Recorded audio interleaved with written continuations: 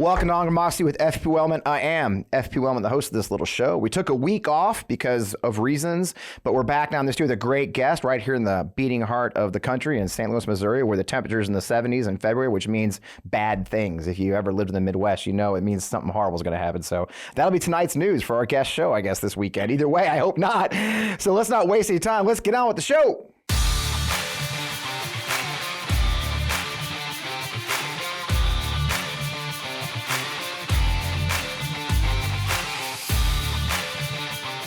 Welcome, welcome, welcome. As I previously mentioned, literally 30 seconds ago, I am Fred Wellman, the host of this show. So glad to have you here. As always, our show is sponsored by caffeine, because my life's crazy, and that's why I took the week off. But anyways, that's not actually our sponsor. That's not a thing. Anyway, a lot happening this week. My God, President Biden showed up in Kyiv for the one-year anniversary of the war in Ukraine, which has been a horrible situation. Of course, our friends on the right made it a problem, so we'll talk about that probably. We are still on indictment watch between Fulton County and Jack Smith and everyone else trying to do things, so we got the right guest for that too. This week's guest is one of my favorite follows on social media and on TV, so I was really thrilled to text her and say, hey, you want to come on my show? And she did. I suckered another great person to come on the show. Continuing my history of getting cool people to come on my show, not knowing just how crazy it is. And nonetheless, if you're honestly, I tell you what, guys, if you're not paying attention to things right now, our guest this week is on a roll lately, and you need to tune in. Katie Phang started off as a lawyer before beginning her path as a legal analyst locally in Miami and continued to grab national attention. Now she has her own show on MSNBC and Peacock, aptly titled The Katie Phang Show.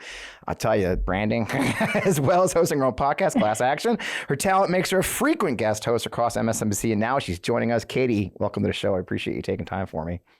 It is an honor to be asked to be a part of this amazing experience. What a journey you've had. So thanks for having me. It's been a ride. I'll tell you, it's been an interesting journey to get here. And I always start the show off that way. It's like, you have had quite a career, 20 years or so of between being a lawyer and now you're on TV. I mean, you've become a real great voice. I love your voice of telling it like it is in this incredible moment we're facing. What was the journey for you to get from state's attorney's office in Miami to where you are at MSNBC today and where you see our country? Yeah, so I've had an unconventional journey to get where I am today, but I do appreciate the 25 years serving as a trial lawyer doing both criminal and civil, because I think you need to have street cred to be able to talk about a lot of the issues that America is facing today. The battle for democracy is not one that's it's not being fought in the ether. It's being fought in the courtrooms across the country. And I think it's great that I had the background to be able to try cases and to become familiar with the judicial system. And I would like to be able to use that experience when I talk about it, when I'm serving as a legal contributor or when I'm, hosting my show. And that's what I try to do. I try to make sure that my journey from practicing law, from everything from small to big law firms to running my own law firm, now that I'm doing full time, 100% TV, I want to make sure that I can parlay that experience into knowledge, because knowledge is power. And that's exactly what I want my viewers to have. I want them to have that takeaway when they leave watching the Katie Phang Show. They learned something new and something nuanced, not just something that you could just pick up the internet and read. I want to make sure my guests are able to make you feel fulfilled, that you've tuned in and you've actually learned something after spending some time with me. And it's funny. That's exactly what I take away. And we've done a couple stories together, with between my cancer and everything else. But your approach is really unique. I enjoy the way your guests seem to come on knowing that we're going to have a different angle on things. We're going to see the sides, and we're not going to hold back. I mean, what's lovely about with the way you straddle Peacock and broadcast is I think you can talk about things that are not being talked about as much, right? I mean, it seems you seek those stories out. Yeah, I do, because I think there is so much for public consumption out there these days, and I think you need to be careful about what you're putting out there. Mm-hmm. And I think we take the time to curate the information and the guests that we put on the Katie Phang Show, because you have just an amazing, I think, resource at a network like MSNBC, for example, to be able to get your information. But I think it depends on how it's presented. We may eat out at different restaurants. We may look at menus that have the same dishes, but they're cooked differently, right? And so I think that that's part of it. You want to come and you want to be able to get the information. But I also think in a time when disinformation and misinformation is rampant, you want to be able to trust the source of the information that you're getting. partially when it's coming from the literal horse's mouth, it's actually the person who's living through the experience or having, gone through the event, and partially from an analyst that I think is credible. I know an analyst or a person who's either done that journey, lived that campaign, done the actual political experiences to be able to come to you and say, with my wisdom, my training, my background, this is what I can tell you is what's going on.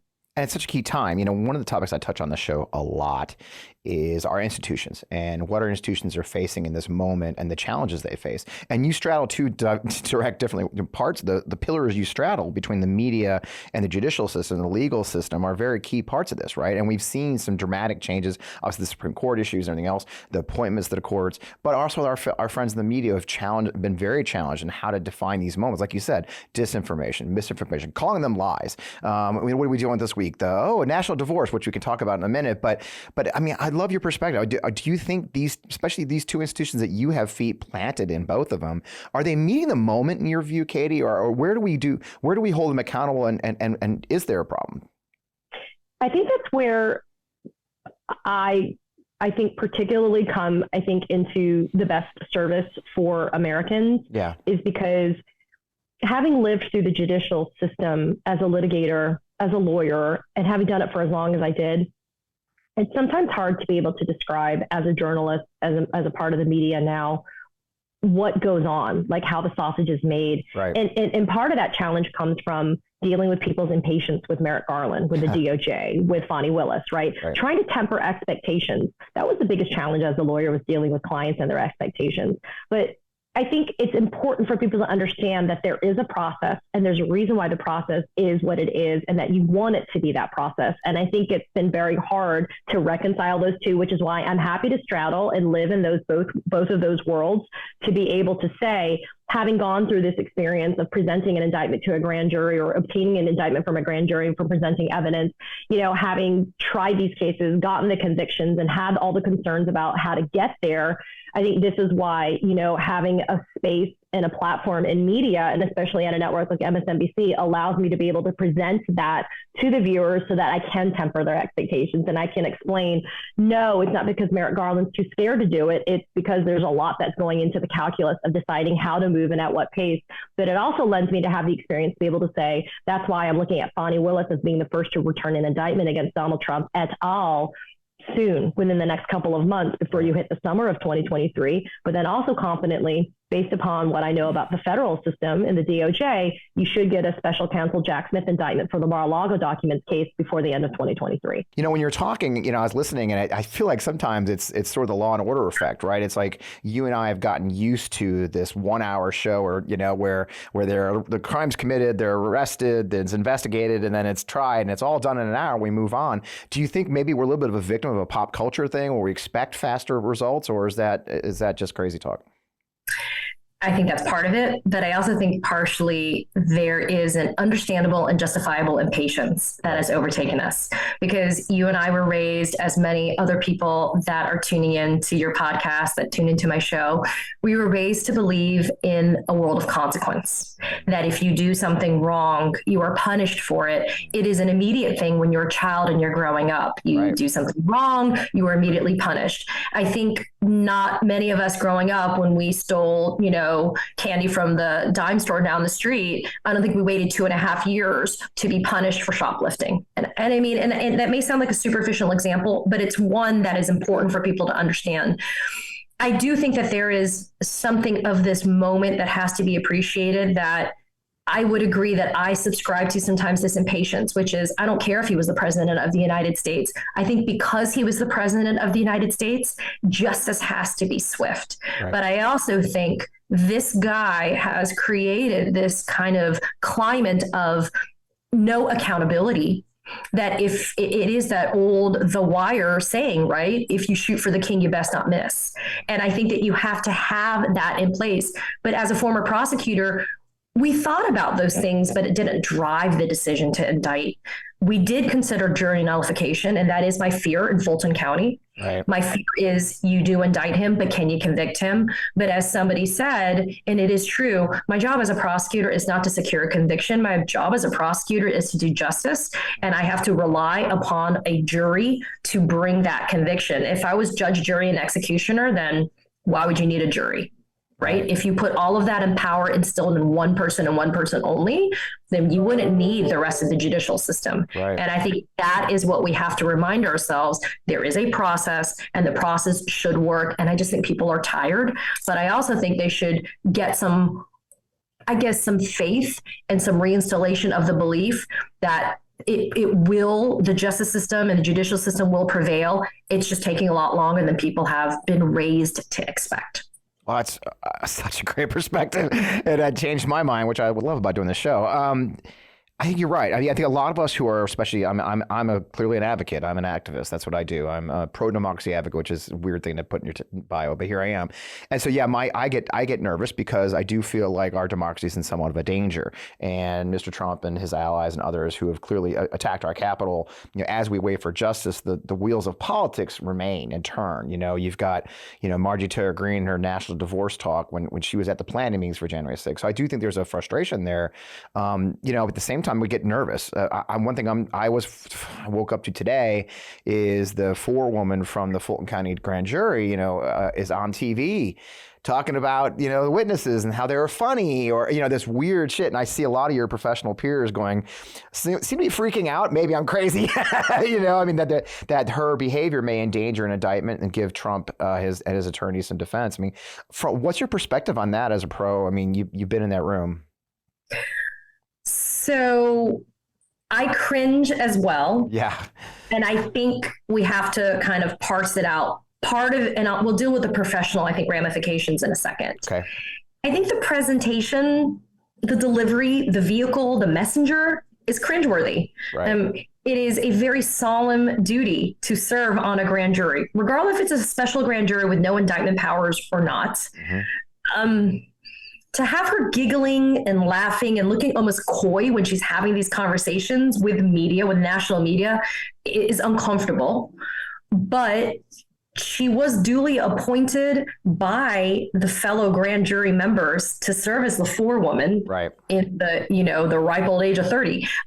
There is something, I guess, there that maybe what we're seeing doesn't speak to how seriously she took her responsibilities as a grand jury member. Right. I think we also need to get some consolation from the portions of the unredacted grand jury report that shows that this was a unanimous decision, that there was zero evidence of fraud, right, zero evidence of election misconduct. I think the fact that she, along with the other 22 members of this grand jury, said it didn't exist after listening to 75 witnesses. I think the fact that this grand jury said people were lying and they were able to discern the credibility of these witnesses. And I also think the fact that they said, yes, indictments are coming. I think that is what I need to kind of have as my takeaway. Yeah. I hate having to wince when I listen to this woman speak. I don't know why she's speaking now. I think she could have easily done this national media tour after the indictments are returned. Yeah. But professionally speaking, and we can move to that point, will Donald Trump move to dismiss? Of course he will. Would he have done it if she had spoken and she had not spoken? Of course he would. Yeah. I mean, he's never going to be okay with the results of this special grand jury unless it's a zero true bill returned. Yeah. Period. And by the way, the special grand jury can't even return an indictment. Right. It takes another grand jury to do the indictment. I think, though, for purposes of Fani Willis, having had this impartial group of people from the community culled from a jury, quote unquote, of Donald Trump and other of people like Lindsey Graham, their peers, I think the fact that they've made a recommendation of indictments should weigh heavily and militate in favor of returning indictments from that subsequent grand jury that comes back. But we're in this damned if you do, damned if you don't kind of pickle. It's like, are we now supposed to say, oh no, doomsday is upon us because this young woman decided to speak out the way that she did? I don't think it's fair. I'm just gonna lean on what I tweeted out last night, which is just because you can doesn't mean you should. Right? I don't know why those kind of inadvertent missteps, why they bother us so much, Fred. But I think it's because of exactly what we talked about a few minutes ago, which is we're just dying for accountability. Right. We just want there to be a consequence for somebody doing something wrong. And we feel like people are skating without that, accountability. And that's what's bothering us the most. So maybe in fairness, objectively, we're misdirecting our frustration a little bit, maybe on this young woman. No, that's great perspective. I mean, I think you're right on target. I mean, it is. I think a lot of it, like you said, the paranoia, the fear. So many people in America have become accustomed to Donald Trump just skating, right? He always finds a way to get out. I mean, we were all breathlessly waiting for Letitia James to finish her investigation of the Trump organization, and people were, companies were, and then in the end, it's like, well, here's your fine. People don't understand the process, right? And so you're like, that's it. Yeah, that's it. Yeah. The fine, it's just, and he just remodeled his 757. It's like, well, fuck, and I think a lot of us just feel that way. It's like, fuck, and the people get excited, and a lot of it, I call them the resistance movement, which I'm not a member of, contrary to being accused of it. The resistance, even the terminology makes me a little crazy, to be honest. I can't tell you how often I've talked to people. Although, as a Star Wars fan, yeah, that's true. Yeah. But I got a lot of the bad guy stuff, so I don't know. That's where I got St. Luke. But Hamill, come on the show. But anyway, we digress. I got to him. We should do. Matt would love it. Matt's back there. He's a nerd like me. Anyway, we digress. Or as Brett Terhune says, I digest. But anyway, I think the frustration. This guy keeps skating and keeps skating and keeps skating, and he's just a master of never facing accountability in his whole life. I mean, Donald Trump's entire life has been mistake after mistake, bankruptcy, criminal charges, escape. He always finds a way to squeeze away down. I mean, he's a master at, I think an octopus would be proud of how he's able to squeeze through tiny holes and still find himself alive on the other side of it.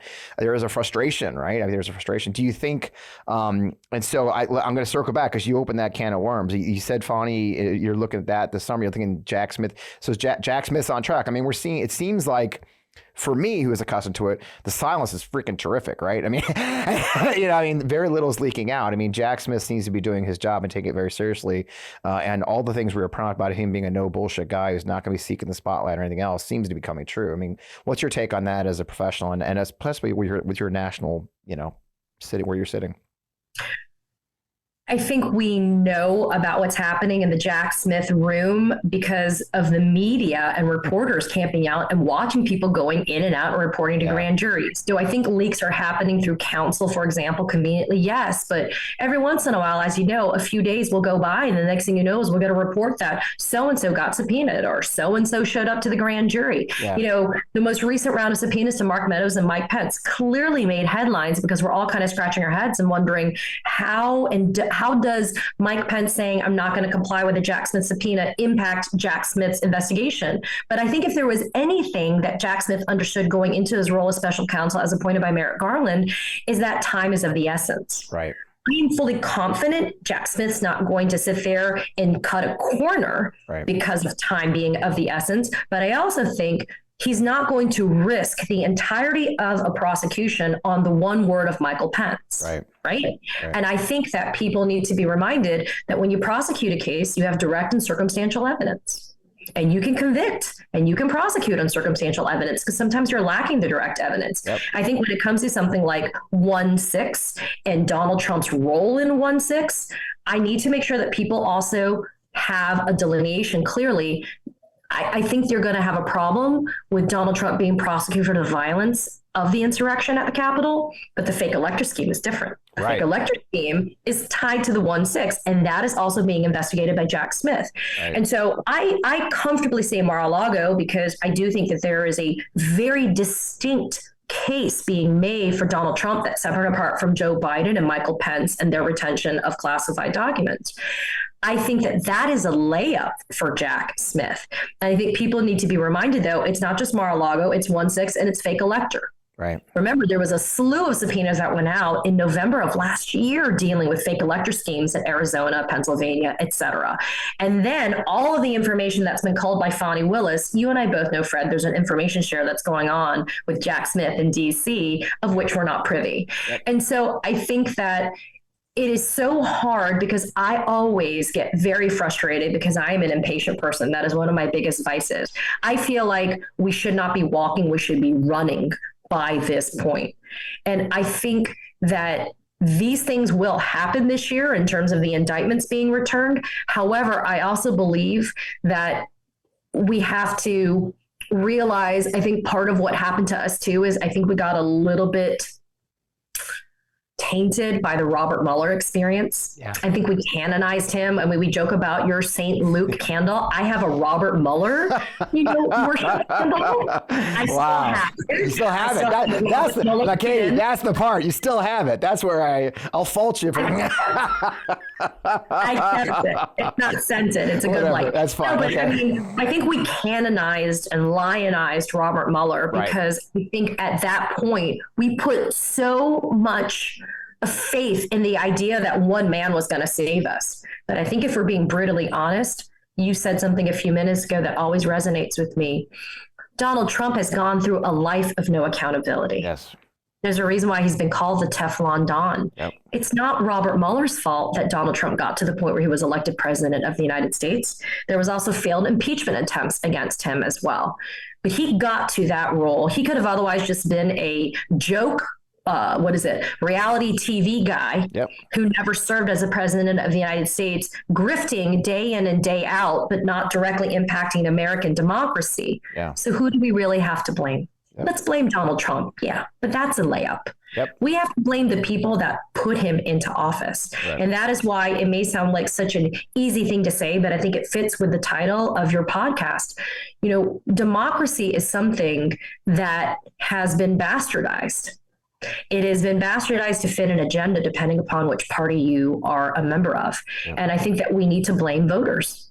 We need to blame voters. We need to say you never had any business electing that man. Yep. But then we also need to make sure that we still go out and we vote so you don't get a Kevin McCarthy as a Speaker of the House who turns over 40,000 documents and access to 1/6, security footage to Tucker Carlson at Fox News. Insane. You can blame Kevin McCarthy, but if he was never in that position, the Lauren Boeberts, the crazy MTG calling for civil war, if they're not in a position to be able to do that, then what are they? There's some dingbat ladies, from Colorado and Georgia, right? That are doing their crazy shit down the street at like the local whatever, the 7-Eleven. I just think we need to be a little bit more introspective sometimes about how we got where we are. Right. And it's actually one of the reasons I took last week off is, the mission I've been working on is along those lines. I mean, I was shocked to discover that 23 Republicans ran unopposed last cycle in the congressional cycle, whereas only 6 Democrats did. And what's interesting is you look back at the data, that's actually flipped. Democrats had like 30 4 cycles ago, but now it went lower and lower and lower. Only 6 Dems are unopposed, and the Republicans went higher and higher and higher. And those include Paul Gosar and Debbie Lesko and others. And then when you look at the underopposed ones, the ones who had opponents who never really made a ton of money and didn't put up a fight, you got Ronnie Jackson, you got crazy Harriet Hageman. Yeah, I mean, these people, 75% of the Freedom Caucus ran essentially unopposed, because their opponents couldn't raise enough money to really put up a fight. So you're right. We're in a situation where we're not doing an effective job of turning out those voters, right? The numbers are there, and it's sort of my life's work right now is just understanding how do we fight everywhere and support everywhere so we can take on folks like that. But you're right. It's in the end, it is the voters. And of course, my recent experience. I was senior advisor for Marcus Flowers in Georgia against MTG. A person who has no business running for office, but pulled incredible numbers up by the Tennessee border. If you look at our district, we did pull it. Marcus got 35% of the vote, which is the highest that the Democrats gotten in Georgia 14. But in the end, a lot of people just love it. I knocked doors. I tell the story, Katie. I was knocking doors, and I came upon a townhouse complex in the middle of the district, and there's an older lady there. I'll say a white lady. And I walked up, and she was talking to her neighbor, an older black man. I said, I'm here, want to talk to you about Marcus Fire. She goes, who are you for? I said, Marcus Fire. She goes, oh, no, MTG's my girl. And I'm like, whew. and I was like, oh. Did you ask her why? Yeah, no, she just drives them crazy. I was like, ma'am, okay, that's not governance, okay? Okay, at what point did we decide that non-governance and non-support, she literally, as soon as the election over, she closed she's down to 1 congressional office in the far part of her district. It's not listed on the website. It's just, and people just vote for this. They vote for not being represented. The funny thing I get, and I'm soliloquying here, I apologize, is there was a comment on maybe Matt saw it on the podcast on Apple. Somebody said, because the show is named On Democracy, right? The guys, what an idiot. It's a constitutional republic. And I'm like, okay, a constitutional republic's a form of democracy. Fuck. You know what I mean? But a constitutional republic, if we're a constitutional republic, that means it's representative democracy. We have to vote. We have to elect. We have to send our representatives. So the people who tell me, it's a constitutional republic, also the ones who are like happy just having this, 60-30 districts. That, I'm just ranting. I apologize. But it's just like, you're right. But your point is so well taken. I live in Florida. It is a purple state. I live in a red state. I have a DeSantis, Marco Rubio, Rick Scott, Anna Paulina Luna problem, right? Oh, yeah, you do. Okay? Yeah. And the problem that we have is I have a Ron DeSantis stacking a school board, right? I have a Ron DeSantis, quote, anti-woke agenda. I have Ron DeSantis taking his institutionalized racism and anti-wokeness and making it into our collegiate systems now. I mean, it starts as low as our elementary school, primary school children now in public schools that can't read certain banned books.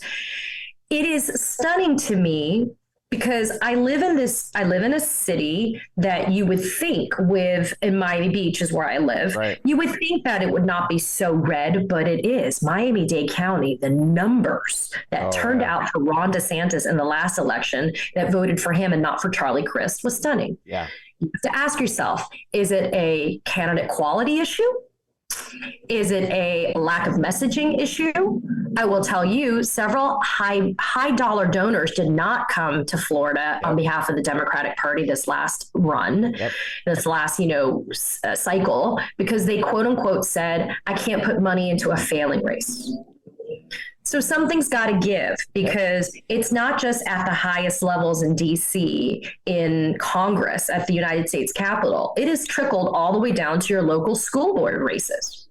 And people keep on forgetting, I think, that. And how can you forget? I mean, the most immediate impact upon you is what happens in your backyard. Right. And so I think there is an exhaustion.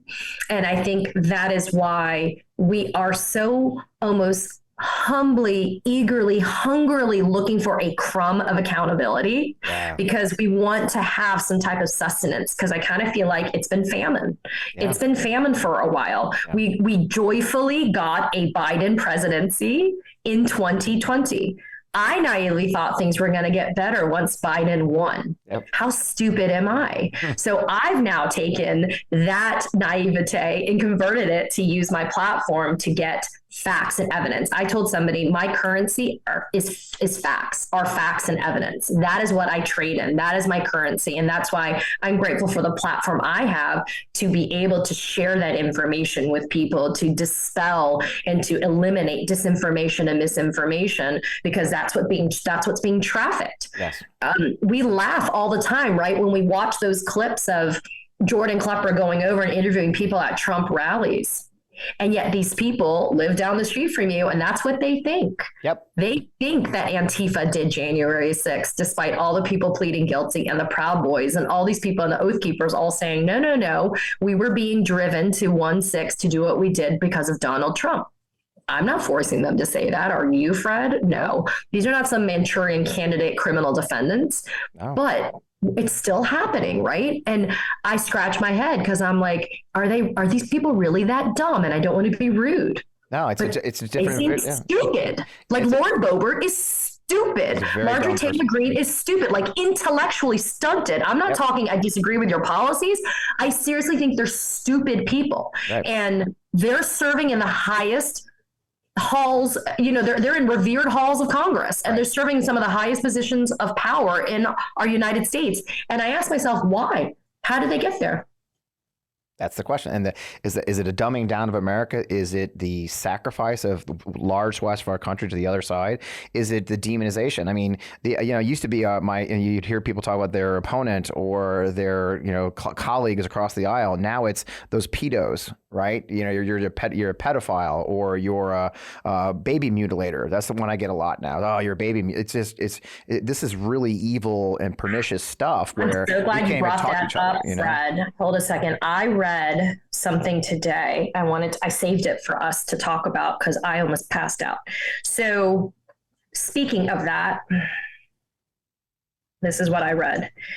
Russian President Vladimir Putin today speaking Republican talking points in order to get aid cut off to Ukraine, saying, quote, the West is perverting their own people, destroying the family, mocking children. Even pedophilia is declared the norm. They are even considering God to be gender neutral. We must protect our children from degradation. There you go. If you closed your eyes and I didn't tell you that was the Russian President Vladimir Putin speaking, you could literally fill in the blank with any ranking member of the Freedom Caucus. Actually, they're even worse. You know what I mean? I mean, that's kind of tempered, to be honest. That's like Freedom Caucus light. Yeah, but it is. Yeah, you could close your eyes and you could just do a constant parade of Republicans. Those are Republican talking points. Right. And it's like, and you want to talk about, you know, being America first. I mean, you want to talk about, you know, being pro-America. I mean, that's a Russian talking point that you're basically, you know, perpetuating when you're a member of the GOP. Yeah. So, you know, there is this idea that when it comes to justice, when it comes to the law, when it comes to politics, when it comes to these institutions of ours, that it's not a level playing field and that we're not doing enough in terms of taking the gloves off and rolling up our sleeves to be able to fight for democracy. But I think that we are, and I think we still need to do more. And I think what we do need, though, is, like I said, we need a little bit of a crumb of justice. And I think that needs to come from an indictment. I think somebody needs to say, see, there you go. There's accountability for when you do something wrong. Yeah. And it'll drive us to say, okay, to have faith, because people are losing faith. You know, I'm seeing people I believe in who I've supported, who have been in this fight in various forms for years. And you see them talking and speaking and tweeting about, you know, what's left at this point. You know, they're losing their faith that this democracy can even function.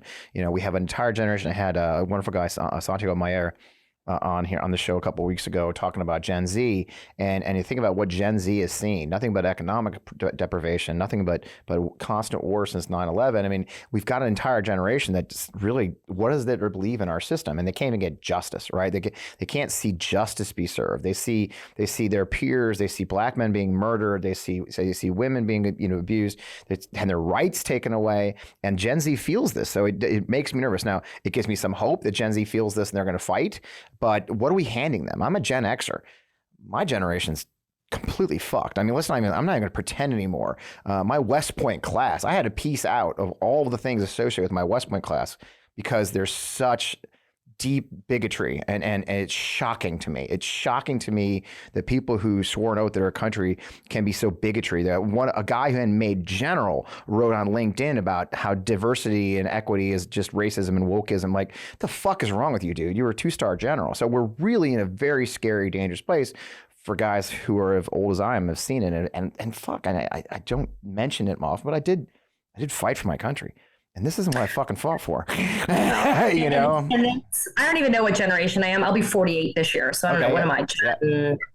Gen, I don't know. Are you an elder millennial? No, you're Gen X. You're Gen X like me. You're a young Gen. I'm an old Gen X. I'm old Gen X. You're a young Gen X. Yeah. So there you go. But to answer your question, what is there for any generation, millennial, Gen X, Gen Z, whatever, to be able to look at? People like you. And I'm not saying this to blow smoke up your ass. I'm being serious.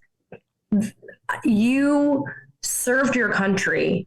If you look at what that 2-star general said, that's not you. And that's not a lot of people that served in our armed forces. They don't believe that. Everybody bleeds the same color, right? I mean, that is what you did. Your sacrifice counts for something. You're taking your activism to make the world better for people like me with a kid, right? You're making my kid's world better. I'm a former Republican. There's a whole bunch of us that are either never Trumpers or former Republicans that have said, I'm not doing this anymore, or I'm not going to have this be the future for America. And I'm taking my voice, my experience, my training, all of that to convert it to help make sure this doesn't happen again, that we don't have a repeat performance, which they did. They successfully kept Donald Trump from taking the Oval again in 2020. That's what people should have hope for. A generation of children that are are literally doing active shooter drills, that are dying by the dozens and yet still showing up. That's where the faith comes from, right? I believe wholeheartedly that my 8-year-old's world's going to be better because of people like you, because people that are saying, I'll take the criticism for having contributed a little bit to where we have found our institutions, but I've said enough is enough and I'm going to change them for the better. I think that's where people have to find hope. There are always going to be people that are going to be super far right and super far left, right? Yep. It's the people that said, I'm going to take a stand when I could sit this one out, that are not sitting it out anymore. And that's exactly where the faith comes from. That's where we continue to believe, because for those of us that could have easily just said, yeah, you know what, I just won't vote in the cycle, or, hey, you know what, I'll stay a Republican, but I'll vote for the less threatening ones like the Paul Ryans, whatever. The fact that we look back and we look at Paul Ryan as being less threatening, or we look at, like Ted Cruz as a prospective candidate, God knows when they were doing the whole race, Jeb Bush, geez, like when you look Rubio. At those people. Don't forget Rubio. Marco, water drinking Marco, like, we have to remind ourselves we've gone really far, off track. And there's a whole bunch of us that are collectively pushing us back to where we need to be. And I think that's where you get your faith. I think that's what it is. You could have just said, Fred, you could have just said, I've served my country. I'm done. Thank you. Yeah. But you don't, right? No. And so that's I think that's where we find ourselves. That's where we find the strength to say, we're going to pick ourselves up and we're just going to keep going. Well, thank you. And I think that's a great place to finish. And I appreciate you. It's very kind. I appreciate that. Yeah, I was literally just talking to my partner today about this. I was like, I just want to fight. I'm building something new. I'm really excited to tell you about in the coming weeks. But we just can't stop fighting. And you're right. We have to dust off and take our licks. I had some challenges with my old organization, as and it does make you tougher though. The scars make you tougher, and people like you make us tougher and help us get the truth out there. And I just can't thank you enough for what you're doing. I can't thank you enough for using your platform to tell the truth and your background as a prosecutor and lawyer to keep these things straight for us. So with that, Katie, I thank you. Thanks for joining us. Man, I'm so glad I got you on. I appreciate you. And look forward to seeing you. I'll reach out. I'll text you soon and say hi. Thank you for allowing me the privilege of the time and of your listeners' time. I really appreciate that. Thanks, sister. I appreciate you. Man, what a great conversation. I think Matt, I'm convinced not to write scripts anymore. I'm just going to have a couple of, great conversations. I had this podcast for this reason, is to have the conversation with people like Katie Phang and last week, Bill Crystal and others, just to, these interesting people so we can talk and have a no holds barred, honest conversation. So, man, I kind of count my blessings to have the opportunity to use this platform and have these conversations with them. And for you all as listeners, and I appreciate you. Again, as always, I'd love you to subscribe to the show on your favorite podcast platforms. I'd love you to subscribe on YouTube. We did break the big 1,000 subscriber mark. We still need a lot of people to sit and watch the show for a while, but we're starting to build an audience. And the notes I get and the DMs I get on Twitter and the people reach out, want to be on the show, it's humbling. It's exciting. It tells me we're doing something right. We've got some exciting stuff coming up. Got great guests coming up the next few weeks, experts in democracy, former candidates for governor and all. And I'm so excited to keep sharing it with you as we keep moving forward for our democracy. As always, this show is sponsored by our friends at Vi Media. Vi Media is a great marketing partner. They're your digital marketing agency based right here in Greater St. Louis with a nationwide footprint and growing. They just won a bunch of more awards. It's fun to watch them grow. They have been supportive of the show. I use their studios as one of our places where we hang out. That's vi.media. It's VIE.media. Check them out when you get the chance. And again, as I always say, keep on doing what you're doing. Keep in the fight. You can find me anywhere. I'm on Twitter at FP Wellman, at FP Wellman. I'm on all the cool channels now, Spoutable and Post. I'm all FP Wellman there. And of course, my Instagram is FP Wellman Official. The other one's all my grandkid pictures, you can't see those. But with that, thank you for joining this week. Another great show. We've got some more coming up. I got some exciting news. I hope you're paying attention. The next week we'll be announcing our newest project that I've been working on that I've been kind of keeping a secret from you, but it'll be public shortly. And I'm very excited. It kind of goes to what we've been talking a lot about in the show, about fighting everywhere and taking on our democracy and making it our mission. So I can't wait to tell you more about that. With that, have an incredible day, and thanks for joining us.